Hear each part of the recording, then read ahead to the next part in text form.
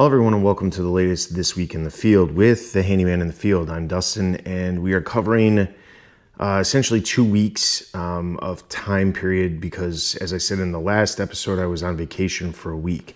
There's no gap with obviously the releases because I had a little of a backlog, but I will lose that backlog here very soon. That said, I do have this week, well, these last 2 weeks were extremely busy. There's a lot of stuff going on, a lot of jobs wrapping up, a lot of jobs that were starting, but more importantly, I had a vacation that was in the middle. It was nice because there was a little bit of moment of downtime. There was a little bit of stress that came from the business while on the job or while on vacation, which is unfortunate, but that's just kind of how it works when you're a business owner. So we'll cover that as well. We had a combination of, like I said, a lot of bigger projects, a lot of projects that were planned out in advance and had to be, completed within a very specific time window. We had a couple of larger jobs that kind of appeared out of nowhere. There's a ton of estimates, a couple warranty work. So it's kind of like all over the place this week. Stuff everywhere. But when we talk about the total for the week, it's by far the biggest week we've had in a very long time. So that said, let's start off with, so the last episode we were talking about Saturday. I had carpet being installed at a property manager's, or property for a property manager where the house was being prepped to sell. It used to be a rental, now it's being sold. So we were getting it ready. That Saturday we had the carpet installed. Sunday, myself and my son were back in the units trying to get things ready. We wanted to try to knock out as much as possible that specific day. In an ideal scenario, we were going to get everything done that day. And the reason why was because Monday I was leaving to go out of town. And I wasn't going to be back until late Friday night. So I wanted to try to get it done if I could. So that way, at least for the week, that job was completed. I had income that was at least hypothetically coming in the sense of the money was coming in, or I could at least bill the property manager and then that would start the process. That unfortunately did not happen because of that. That said, we did get a lot done though. We picked up new vanities, we picked up sink tops, faucets. We finished the painting. To be honest, everything that needed to be done at this property was done minus just a couple of small things. We had the vanities. We did not have them in place and hooked up because I did not have the correct plumbing. I didn't have my plumbing box, which has all of the extra plumbing fixture or drain pieces that I potentially needed. That was a mistake on my part for not bringing that. I should have brought it, but I didn't. And because I didn't have it, I couldn't get that done. So unfortunately, that was one of the things that didn't get done. However, I did get the faucets hooked up to the sink tops. The sink tops were placed in place. The vanities were placed in place. All of the painting, essentially everything that was a visual thing that needed to get done, got done. And the reason why was because in the worst case scenario, if I wasn't able to get it completely done, at least the realtor could have gotten in there and taken pictures of the property to get it, on the market. And then I could have just came back in and finished what needed to be finished. All said and done, like I said, outside of the sink, the only other thing that we couldn't get done was there was a cabinet bottom inside of the kitchen that needed to be replaced because it had water damage. That was the only other thing that we didn't have done. And that was mostly because it required the table saw. I could have got it done with the circular saw, which I did have, but I was trying to not... I've learned it's just easier to do it with the table saw. So while we didn't get completely done, everything was done visually and the carpet was done. We had all the main cleaning done. Everything was good to go as far as that goes. Got in touch with the property manager. He knew that I was going to be out of town. Didn't have any issues with it not being done. And I honestly don't know that the realtor even went over there. Sometimes I will say the thing that's unfortunate sometimes is that when you rush to get things done because you think that there's a timeline, the timeline's not what you expect it to be. I'm learning very quickly to ask the property manager what the timeline actually is to get something on the market. The sooner it gets on the market, the better. I know that. However, if the realtor is going to drag then there's no reason that I need to like rush beyond belief to the point where I'm getting insanely stressed out by trying to get something done that's not even necessary. I was super concerned with getting that job done. That day we had, it was a pretty long day. We worked from very early morning till about, I think it was like 6 when we left. I don't like long days like that, but they happen every once in a while, especially on these bigger projects. So that was Sunday. On Monday, I immediately went out of town. I was gone, and I came back on Friday night. Now, the thing about going out of town is when you own a business, you still have a million things that have to get done. So my plan was during some of my downtime while I was on vacation, I was going to try to catch up with some bookkeeping, catch up with a variety of other things. A lot of that didn't happen, and part of it is because the bookkeeping, or the company that I hired to take care of the bookkeeping, they were having issues getting the first couple months of the year imported in. That became a problem. It took way longer than it should have to get that resolved. After it got resolved, there was a problem where they kept reclassifying things that I had already classified. So I needed to figure out how to go about getting that done. Now, the biggest problem was that I had talked to somebody via email the Thursday before I went on vacation. I was hoping that this would get resolved pretty quickly. By Tuesday, I still hadn't heard anything. So I sent them an email, still didn't hear anything by Thursday. They sent an email back just clarifying what I was saying, but a lot of it was, you're just repeating back what I've already told you, but nothing actually got accomplished. So by the time I came back from out of town, still wasn't taken care of, and it required me to have a conversation with them over the phone to address some of the concerns that I had. In addition to that, this was almost kind of the first full week that I had the receptionist service going, and it did work, but of course there's some hiccups where the receptionist team, they're having issues where they're putting stuff on hold, they're hearing locations that we do not cover and still taking down the information and saying they would pass it on instead of disqualifying that customer immediately. That's a work in progress, and I understand that. And now, a week after that, we're in a better spot with them.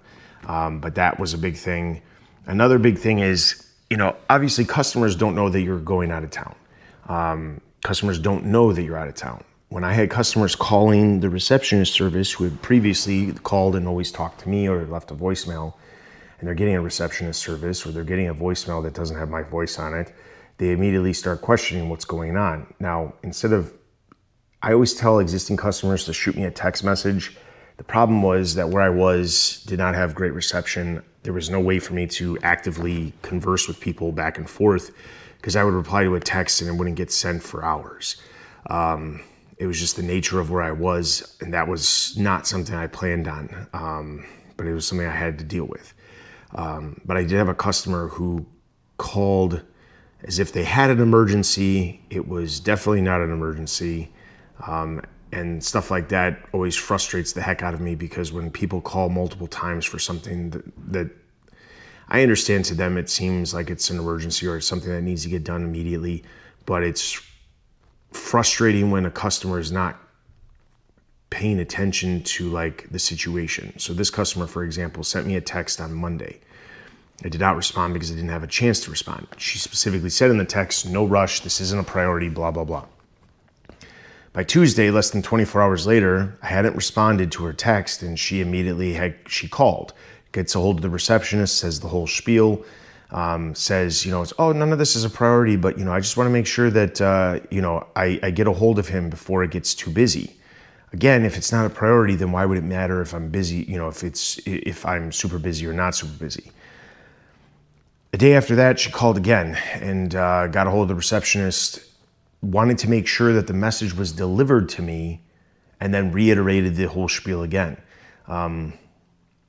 Stuff like that is really frustrating, because if I'm not calling you back, it's not because I'm trying to ignore you. It's because I literally am either too busy or I'm just too, or in this situation, I just couldn't respond.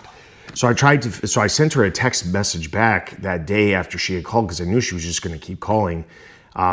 I don't have any idea when it actually went through, but when it did go through, she did respond back and say, "Oh, no problem. I'll talk to you when you get back into town. So it wasn't a priority, but yet it was treated as a priority in her eyes. So anyway, another situation that happened while I was on vacation was I took my truck, the new truck, into the dealership beforehand to get the aftermarket accessories that I had purchased installed, including a bed cover. The bed cover or truck cover, however you want to call it, I had one on my previous truck. It is very important to have. I can't put a $500 table saw or a $500 miter saw in the back of my truck and pull up at Home Depot and just leave it sit there. It's even if I'm in a good area and not a bad area, it's not something I want to do. I'm not trying to tempt fate by having something like that stolen. The downfall of a truck is the bed, but the truck cover allows you to keep it. I need a truck cover that not only is able to cover the bed, but also deter people by having some sort of lock. The previous truck that I had a motorized bed cover that would roll out, and then there's no way you could get in unless you push the remote. And that was the only way to open up the truck. That bed cover was great, but I noticed that as time progressed, it started to like grind a little bit, and I didn't want something like that. So I was looking for something that was not motorized, but still rolled up, rolled back, and had a lock on it.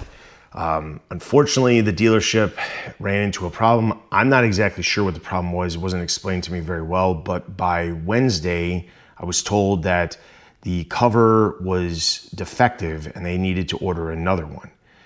That's great, except for the fact that I only had limited time to get this thing installed because I was going to be out of town, and I don't have a lot of other time that I can have this happen. So that said, the car got, the cover did not get installed. And the worst part is the cover that they installed, they left on. So if the cover itself was defective and it wasn't a very specific part, I don't know why they left the cover on. The problem with the cover left on is the way they installed it, the tracks on the side are too far back. So when the tailgate goes up, it's not closing all the way and it's bent. That's a problem by itself. Long story short, I got the truck back. The gentleman from the dealership, he's in Le Tip with me, did an amazing job of making sure I could get the vehicle, because as soon as I was coming back on Friday night, I needed to get my vehicle set for work on Saturday morning because I had a weekend that was jam-packed with stuff. So jumping over to Saturday, I went back to the customer a couple weeks ago that I did a drywall patch and smoke detectors and a ceiling fan. There was gazebo lights that she wanted installed. She had a couple of other smaller things that she wanted added on. The drywall patch it was fine. I did a level 1 as far as that goes, but we all know how customers can be when it comes to drywall patches. I explained to her that the drywall patch was going to need to get sanded down and then, another coat to be at least level 2. They don't understand, obviously, what level 1, level 2, level all the way up to 5. They don't understand what any of that is. The problem is that she decided to sand it herself with what I do not know and then paint over it immediately, which makes it more difficult for me to sand it if I come back and I try to fix it. So when I asked her about it, she said, oh, it looks fine, but it probably needs another coat, but she still painted over it for some reason. So that's resolved in the sense of like I didn't have to do anything with that because she said it was fine as is for now. But that, of course, is this giant glaring billboard of my quality of work, which I don't like those situations. And that was not even something that I was supposed to do on the first visit anyway. It was something that she had me add on at the last minute. Did the gazebo lights, got that done. So that job, total cost of everything was $375 or was $360. She gave me a $15 tip. Then I went and picked up my son, went right back over to the house that we were prepping for the property sale. So hook up all the sinks, hook up all the plumbing, run, pressure tests on the drain, run, leak tests on everything to make sure everything's good to go. Go downstairs, do the exact same thing with the other vanity. I will say I hated that vanity. The way that vanity was set up was you had to open the cabinet one way. You couldn't adjust the door to be the other side. It's just how it was made. But the problem was that because of where the location was, you were literally up against a wall on one side and then you're opening the cabinet. So the amount of space you have is only as wide as the cabinet, which was like 18 inches. It was not a great space. Got that hooked up. all set. Everything was set there. Did the cabinet or the kitchen cabinet. Took out that. For the most part, that turned out okay. And then I think that was it. I just basically walked around and took pictures of everything, so that I had documentation of everything. The paint turned out okay. There was one area, the foyer wall going up. There was one wall where, because we were only doing one wall and not both walls, there was a small spot high up that you could tell that the paint colors didn't match perfectly. But again, it was a rental property. It's probably going to be a rental property again by whoever buys it, just because of where the house is located. So it's not that big of a deal, but that was something that I wish was just a tad bit better. But that again has to do with how the colors just don't match depending on where the light's hitting it. So that job got done too. So that got billed out. That was $6,800. That was not a cheap job. The majority of what was quoted, though, however, is the carpet. Between the carpet subcontractor and the carpet materials, that eats up a good chunk of that. And then obviously I had labor on that because my son was there as well. So don't get me wrong, it's still a profitable job, and I would love to have more jobs like that on a regular basis. But there was a lot that needed to get done at that property. If I could get one of those every single month, that would be amazing, because that would essentially the profit that I make on those jobs could eat up a good chunk of my overhead every month. All right, so then immediately after that, we jumped over to another property. This is still Saturday, by the way. We jumped over to another property, which the customer had just moved out. A new customer was moving in later in the week. The previous customer requested us to come in, patch any nail holes, and do touch-up paint throughout the property. She specifically said she wanted this done after they had moved out. They moved out on Friday. We were there on Saturday to get the paint colors, and then going to be back on Sunday to actually do the painting. Now, to be very clear, I thought when I originally met with her a while back about what she wanted to have done, I thought that what she meant was paint. Not paint the whole house, but like if there's really bad nail holes or there's really bad spots, paint the wall, paint, corner to corner, because that's what I would typically do. When we were going through the property, I noticed that the front door had a lot of marks on it. So I sent a message to her. I was like, I just want to clarify something. Did you want me to do anything with the front door? And her answer was very interesting, because what she basically said was, no, we're not doing anything with the front door. Just touch-ups. Now, when someone says touch-ups, my definition of a touch-up and someone else's definition of a touch-up are very, very different things.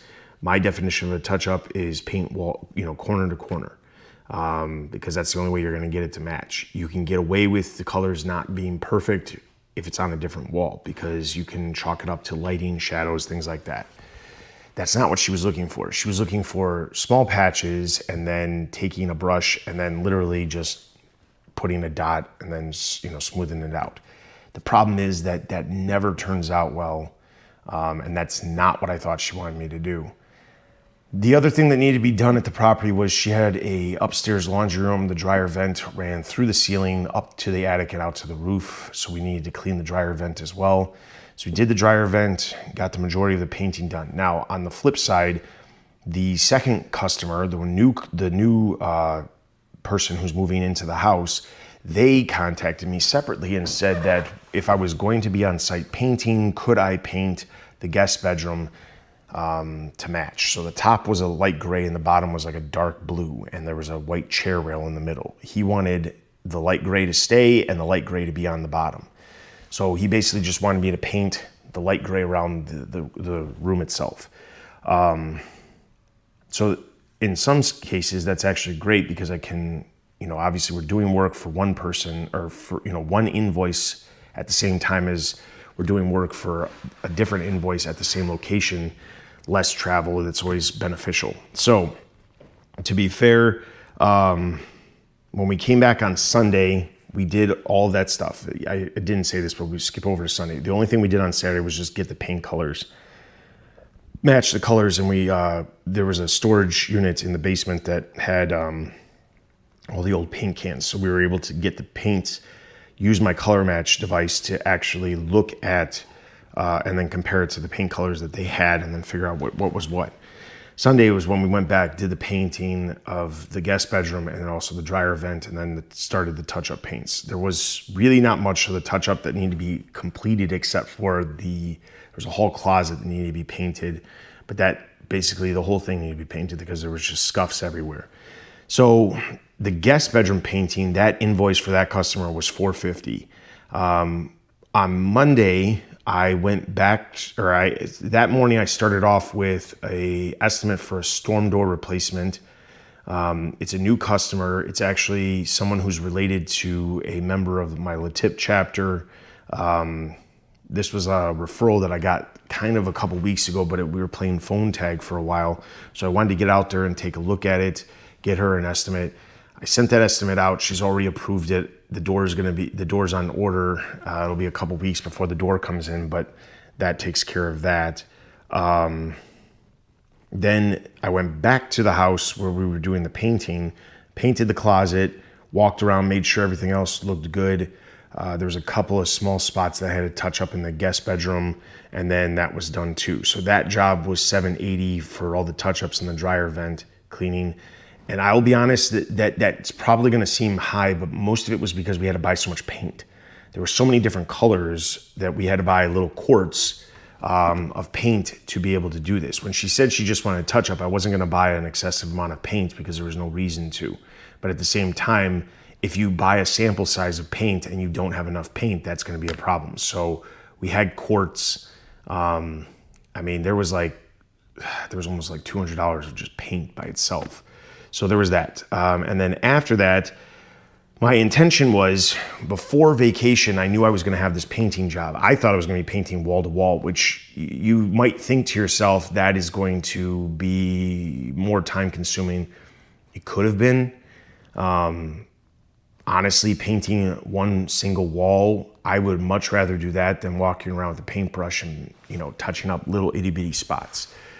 Because other than cutting in, which you could do quick, I could get a whole wall done in 30 minutes. So you just focus on the really bad areas and then it just goes quick. I'd also much rather be using a larger brush than a smaller brush. It just makes things go smoother. So my plan was, if I wasn't gonna be able to finish, I needed to have this done before Tuesday because the new customer who was moving in said that they were having some furniture delivered on Tuesday. So I was trying to get done before that was happening. So I left my Monday pretty open so that I could finish that. So when it wrapped up in a little bit quicker, my plan was to start trying to get caught up on some of these other things that I had pending with the bookkeeping and the admin stuff and all of that. Well, as I got home, calls have been just flooding in. I don't think we've had one day where we don't get 3 or 4 calls, either after hours voicemails or actual calls that are getting picked up, which are all translating to some sort of leads. But on Monday, I had a new customer very close to where I'm located reach out and ask me or say that they had a punch list of stuff that needed to get taken care of. So because I had the time and it was fairly close to me, I ran over there, took a look at the work, and then put together an estimate for that. That, again, has already been approved for the first group of work. There's probably a couple more groups after that. But it's a perfect job for me because it's very close to where I'm located. I love jobs like that because I can essentially start much earlier. I don't have to worry about the drive time. Those are always great. All right, so then we jump over to Tuesday. So then Tuesday was kind of a whirlwind of all over the place. This is not the best time in the world for gas prices to be as astronomical as they are because I'm literally driving everywhere. And the new truck, I am positive, is eating more gas than the old truck. Tuesday, we started off with a trim repair estimate. This is, there's 3 columns on the front of the house. The columns themselves, the wood has started to rot out at the bottom, so we need to wrap them. Obviously remove the existing wood, wrap the posts so that the posts are protected. And then there's a couple of other miscellaneous pieces of trim here and there that need to be replaced as well. It's just age and weather. That's all that really caused that. That customer is a member of my LaTip chapter as well. So if you're starting to see a trend, there is a trend. If you're a handyman, these networking groups can be extremely beneficial depending on which type of group what kind of chapter you get into. But I have a lot of stuff that's been going on recently for people who are, I'm getting referrals from LaTip. Speaking of which, immediately after that estimate, I went to a different estimate, which was from another member. It's not for a member, but it was from somebody who referred me to this person. They have a porch on the front of their house that they at some point enclosed, and they have windows on it and stuff, and they have an issue where the floor is uneven. So they want the floor fixed so that it's level. Everything is going to get painted. There's some new electrical that needs to get done. I think that might be the majority of what needs to be done. But it's not a small project. It's relatively big just because we're painting the ceiling, we're doing a little bit of trim work. The floor is not just making the level floor. We actually are leveling the floor, and then after we level the floor, then we'll actually be installing the LVP as well. So there's a lot going on there in general. Then we went from there to technically a warranty call. Last fall, I had this big project for an HOA of townhomes where I went through and I caulked all of where the flashing meets the brick around all of the properties in there. I think there was like 20, maybe 22 units, but there's only like 11 buildings or something like that. Some of them have 4, some of them have 2, but it was a pretty extensive job. I think the total was like $4,000 or more. I can't remember what the other part of it was. But it took like about a week total time to probably do this entire job. But one of the members of the HOA, one of the homeowners, they contacted me because they had a spot that they said that they had water coming into their basement, and they had a waterproofing company come out, test it, found out that it was a very specific spot, was concerned that it could have been something that I did. When I showed up, I had a feeling it wasn't because this flashing was installed in a very strange way to begin with throughout all of these buildings. So what ended up happening was the flashing, it did have some like odd gaps. It had nothing to do with the caulking that I would be installing, but I already had some of the caulk left over and just explained I can caulk it, but you're gonna have to wait a week to paint it. So if you've got the paint, it would probably be a good idea for you to paint it. Because we couldn't get caulk that matched it perfectly. It was very close, but it wasn't close enough. And he had no problem with that. He asked me if I owed him anything. I said no. I didn't want anything, to be honest. I really just wanted him to express what I did to the board, so that way they would obviously continue to use me. But it was pretty straightforward. And the huge advantage was it was on the way to my property manager's, one of the buildings that he manages that I've been to a bunch of different times for another job that he asked me about the day before. So that job wrapped up, no money associated with that. And then we go to this. So what I was sent out to do was to look at leak diagnosis, to go out there and figure out what was causing a leak. The customer or the tenant reported that her carpet was wet on the backside of her bathroom. When I got on site, my thought was obviously something in the bathroom is leaking, but what is it? There was no knowledge of what it was. So basically what I found was the vanity itself had a small leak where if you ran the water for a while, the bottom of the faucet was pitted out, where it was causing water to get down and then drip and then pool underneath the vanity. Now, surprisingly, the vanity itself did not have any like major damage, and I think that's because the tenant had a basket under there that was actually collecting a lot of the water, but didn't notice it. So this was all pretty straightforward. She also had a slow drain for that specific thing, so I just decided we're going to replace the faucet, replace the pop-up, or replace the drain with a pop-up drain. So that way we don't have clogs in the future. I tend to do this every time I have to replace a faucet in a bathroom, because if it's not a pop-up drain, it's way easier for a property manager to be like, oh, all you have to do is just pull this up and then rinse it, and then you won't have the slow drain, compared to having to call somebody out. And it really is not that much of a difference in price when it comes to it. Savings down the line. So the faucet got replaced.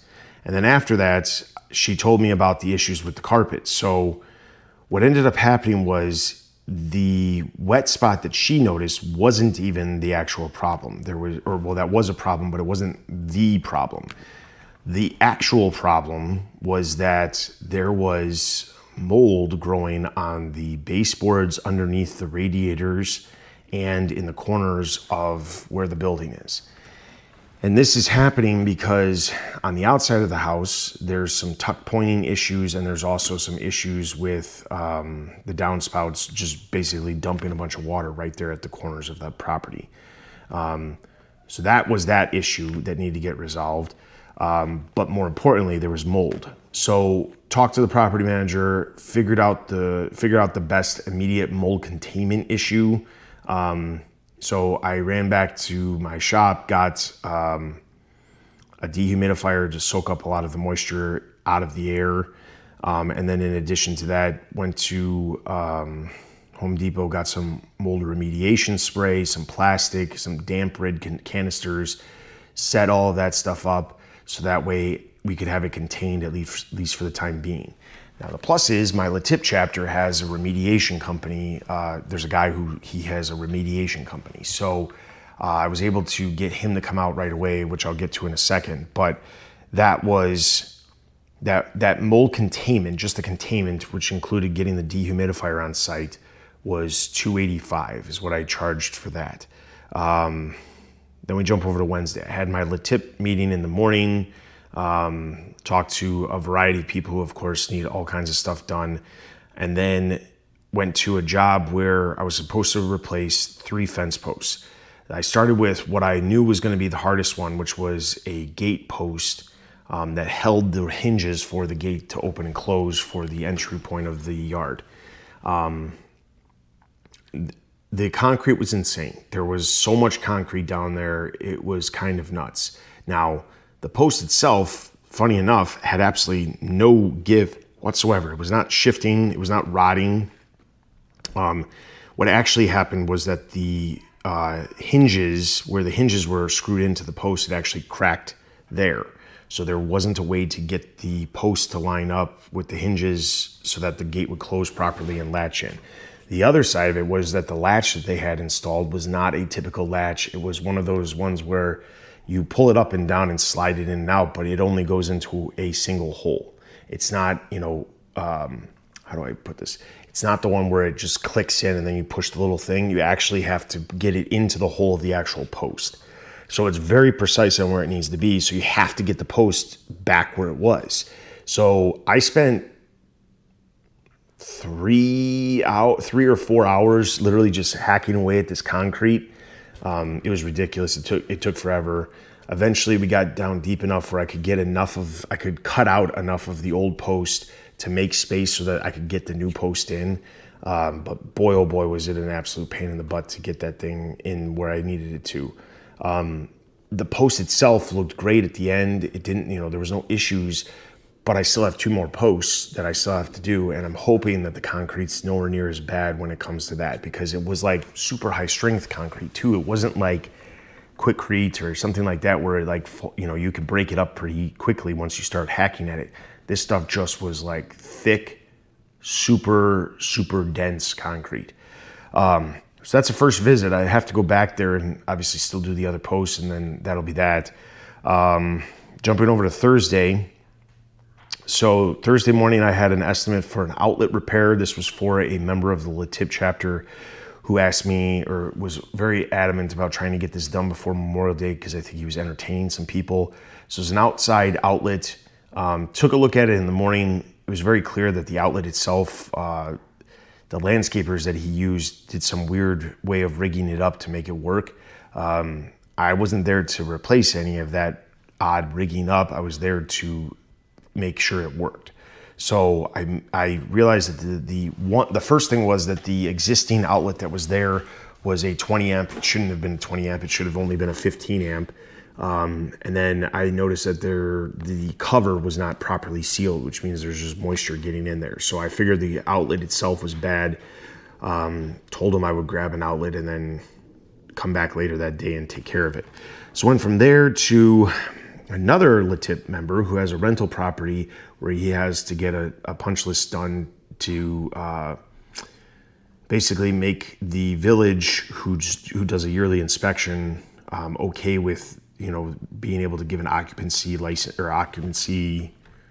I don't think it's a license, occupancy permit in order for him to be able to rent it out. So that punch list consisted of a variety of different things.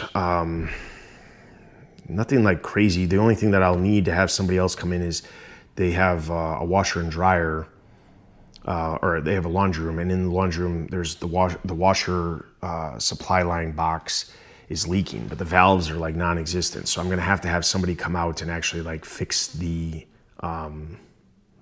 washer, or to replace that, essentially just put in a new box, and then replace the supply lines, hook it all back up. If there's drywall repair, I'll have to take care of that. But for the most part, it's really just making sure that that thing's not leaking water. There was a couple of other things, a light.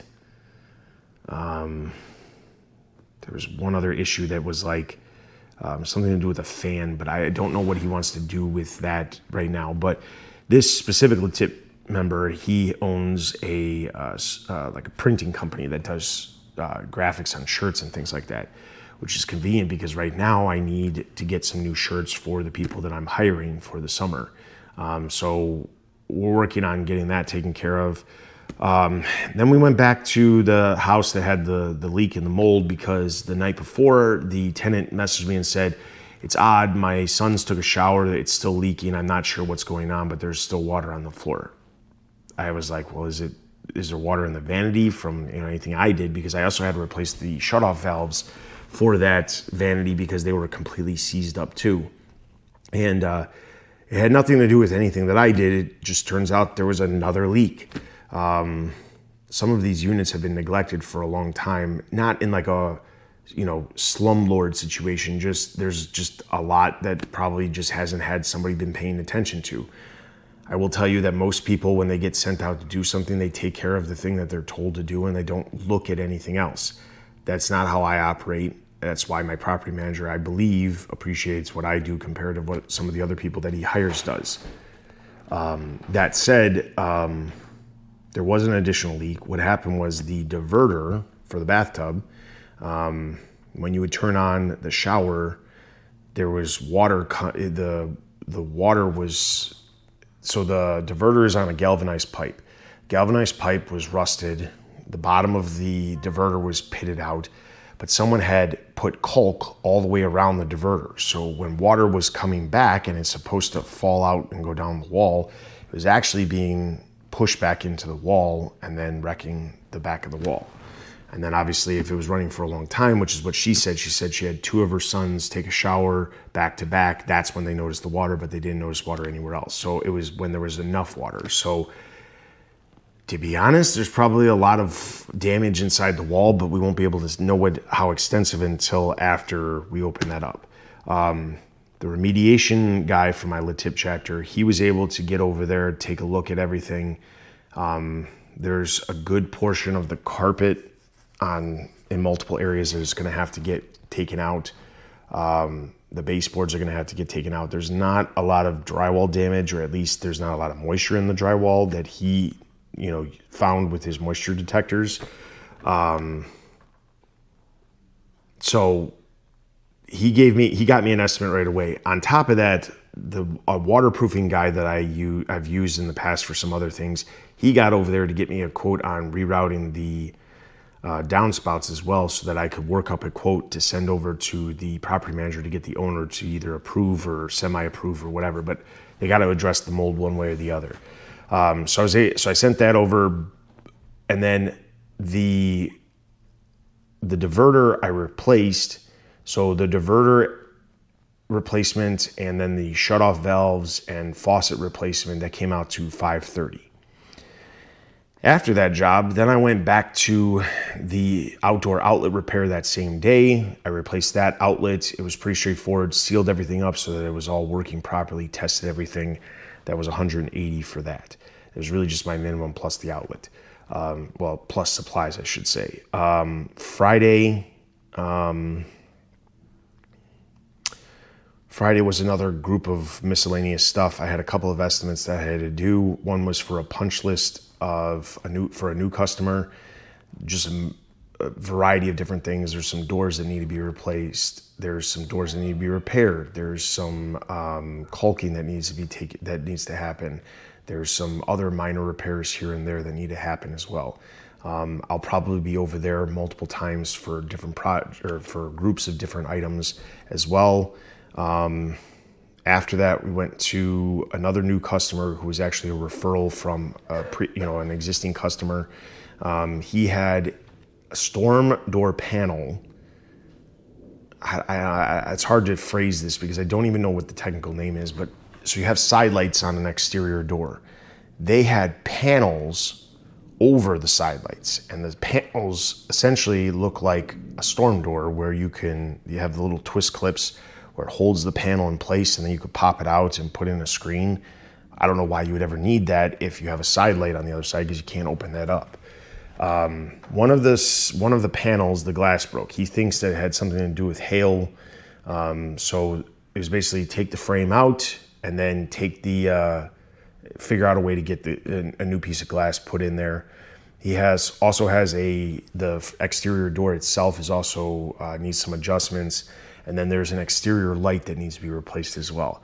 The exterior light is pretty straightforward, except for it has to match exactly because it's part of the HOA rules is that they all have to match. So that's the only hiccup, is that'll take a little bit of time to get, but the window itself is going to take time too. So there was that. After that, we went back to the customer who's had me do a bunch of junk removal. Technically, this is the first visit on a new invoice. I know I'm going back there this coming week as well to do a little bit more. He's getting down to where we don't have that much left that he would have to go through. There's only about maybe 3 or 4 more trips of stuff. He's basically just downsizing. He's trying to get rid of a lot of excess stuff. I didn't realize he was as old as he is. He doesn't look as old as he actually is, but I noticed something when we were cleaning things up about how he celebrated his 70th birthday at some point in the last 5 years. And I didn't realize he was that old. I thought he was in his early 60s. To be honest, he didn't seem like he was in his 70s. So he's probably just thinking about, getting rid of some stuff that he doesn't need and things like that.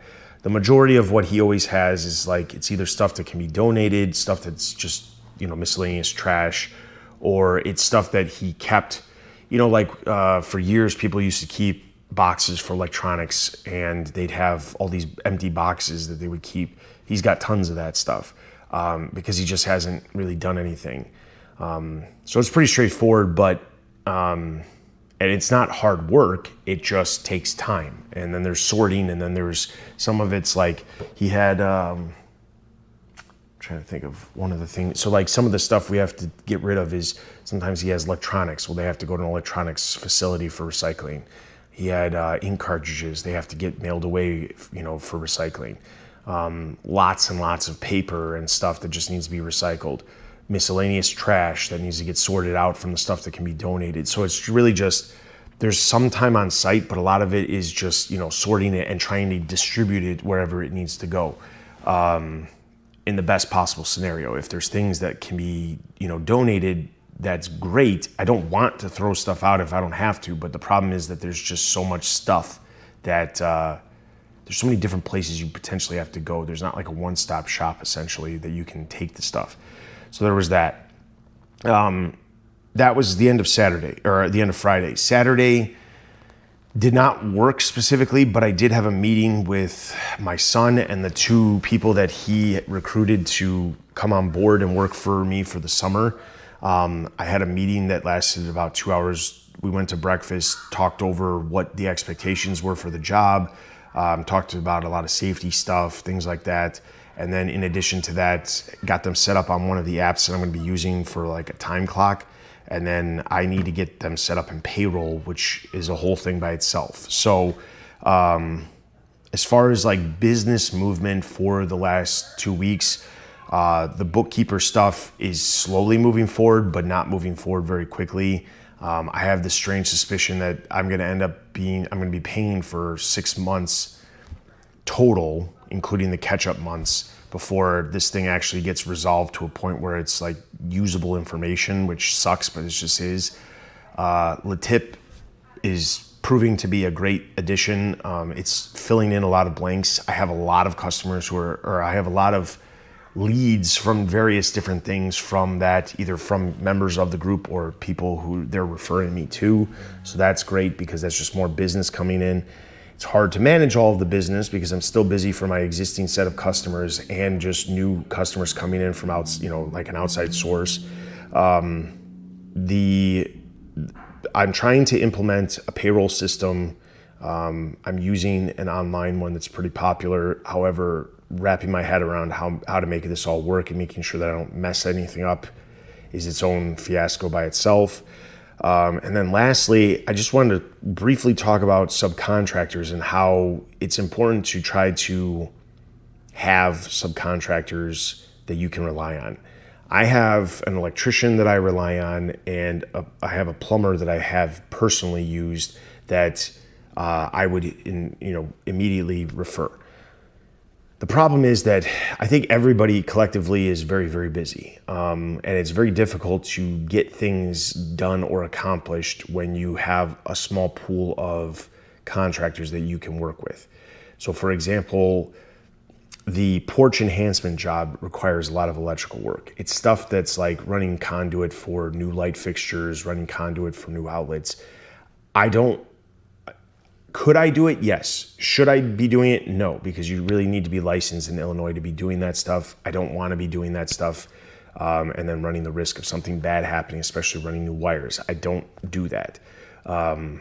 So because of that, I reached out to the electrician that I know who does great work, and I've referred and had him do other things besides my own projects or my own personal project. And his wife manages the phone. She's kind of like the face of the company. He does a lot. He just does the work. And to get a quote for just what I needed, which I was very specific with what I needed, took a picture of the panel. My response back that I got was, we can't do anything until we make sure that the wiring is proper because it looks like the generator is hooked up improperly. Well, if I go to a customer who's not looking to mess around with their electrical panel and say, we can't do any electrical unless we spend money fixing your generator that you have set up, that's already an added cost that customer was not looking at in the first place. I'm not saying that it can't, that it shouldn't be safe, but it's very difficult to even get in the door of making sure I can even land this customer without having a price to get in the door. Am I going to have to use somebody else? Maybe. I want that electrician to do the work for me, but the problem is that, again, the issue was I said, when are you available to come take a look at the panel so that I could arrange it with the customer? And the first available date was 2 weeks out. That is not helpful. And I understand that everybody's got stuff going on. They could be out of town this week because of the holidays. So it's difficult for me to sit there and say, yes, customer who's looking for an estimate from me to get on my schedule, I can't even give you a quote until we verify this thing doesn't require additional work. And by the way, it's going to take 2 extra weeks. So that's a huge concern.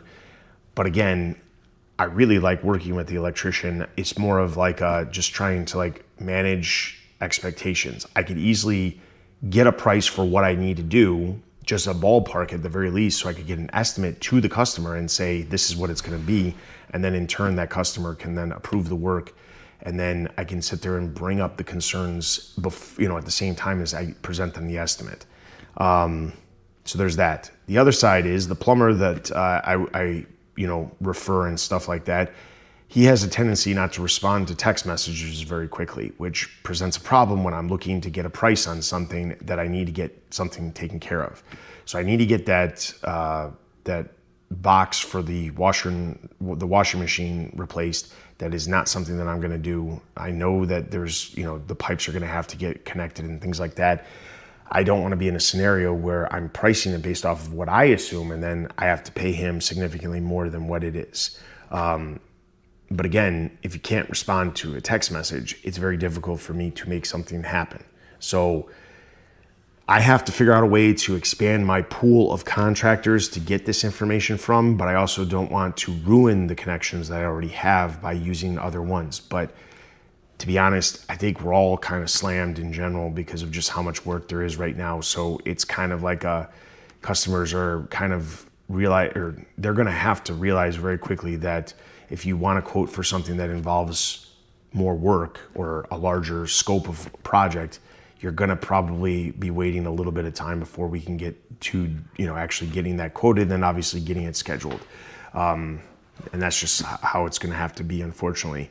I can tell you right now, I've got like 8 text messages and that I have to respond to of more potential work that I need to get to, but it's like just the juggling of everything. Getting the payroll set up is important because I have to get it set up so that I can get these guys paid once they start working for me, but I also need to make sure I have jobs to get them, going. The receptionist helps by getting the information, but in some cases I still have to call them back if it's actual work that I'm going to be doing. I still have to go on site to do estimates. I do not have the money right now to hire somebody just to do estimates. That has to be me. There's just a lot going on. And this is about the time of the year that this happens every year. Unfortunately, 2 years ago, I had so many projects that I was juggling. I actually got so dehydrated that it caused a blood clot that ended up putting me in the hospital for 5 days. I really do not want something like that to happen. I've been trying to do better about watching my health, or paying attention to my health and stuff like that, so that I prevent things like that from happening. But I do not need that to happen because of how stressed out I actually am. So while it's great that there's a ton of money coming in, which for the total, if those of you who are waiting for the total for the week was $9,400, the total is great. And that money will obviously allow me, if I can keep, $3-4 grand a week at, in that neighborhood, I can keep the helpers on and keep them, keep taking on larger projects that require more hands and get things done quicker. But I have to be able to, people talk about the grind time. Grind time is great when you're starting out. You don't have a lot of customers. You really have to put the time in. This is not so much the grind time. This is more of like the moving up the mountain. I've already grinded. I've already made my spot on the mountain, but I need to get further up in order to become bigger. And it's not because I have this like need to be bigger. It's because I inherently want the company to be more profitable, make more revenue, things like that. But it's more because that will allow me to have more time because I can hire more people. So it's like this balance of I have to be able to figure out how to make all of this happen. At the same time, I've got to figure out how to keep juggling everything that's already there in addition to all this other stuff. So it's a stressful time. It's not going to go down anytime soon. I do have a vacation planned for the end of June, where I'll be out of town again for about a week, half a week in one location, half a week in another location, but it's all during the same week. It's around the 4th of July. So that's the one thing that I have to look forward to for the rest of the summer because I don't have anything else besides that. So I have a lot of time that I'm going to be trying to navigate all of this, and you guys are going to be coming along for the ride. So with all that being said, super long episode, but this was a really long week that of a bunch of stuff that that happened. Lots of money coming in, lots of jobs. I had 7 straight days of working right after coming back from vacation. So like there's a lot going on. So hopefully you guys enjoyed this week in the field with the handyman in the field. If you guys have any questions about anything that I'm taking care of or questions about how I'm running certain things, feel free to leave those in the comment section below. I am reading all of those comments and responding, if you guys pose a question to me. In addition to that, please like, subscribe, share the video. The more people who see it, the more the community can grow for, interacting with each other. So I appreciate everybody who has been watching. We've been growing a little bit. I think we've doubled the number of subscribers in the last couple weeks. One of the videos from a couple weeks ago is well over 1,000 views, which is awesome. Thank you guys so much for that. Hopefully you guys have checked out the latest video, which is in the same vein as that other video, another tool video, so check that out. More content coming every Monday and Thursday for the foreseeable future. So thank you guys so much for watching. I've been Dustin with the Handyman in the Field. We'll see you guys next time.